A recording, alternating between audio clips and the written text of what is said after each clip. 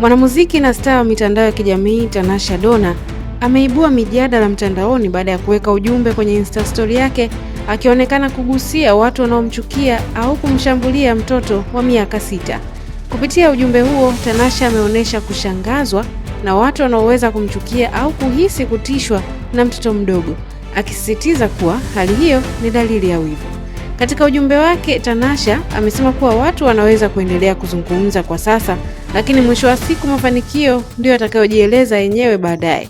Kauli hiyo inaibua mijadala kwa mashabiki wake mitandaoni, huku baadhi wakiamini kuwa ujumbe huo unahusiana na mwanae ambaye ni mtoto wa Diamond Platnumz, ambaye mara nyingi amekuwa akizungumziwa kwenye mitandao ya kijamii. Kupitia Insta story, Tanasha ameandika, "Fikiria kumchukia mtoto wa miaka 6. Fikiria pia kuhusu kutishwa na mtoto wa miaka 6. Dunia ina maajabu kweli. Hiyo inaitwa wivu mwanangu. Waache waongee sasa, mafanikio yako yatazungumza zaidi baadaye." Hivyo ndivyo alivyoandika kupitia ukurasa wake wa Instagram Tanasha Donna. Kama unataka kuendelea kupata habari kama hizi, bonyeza alama ya kusubscribe, lakini pia turn on notification. Hii ni Info Habari.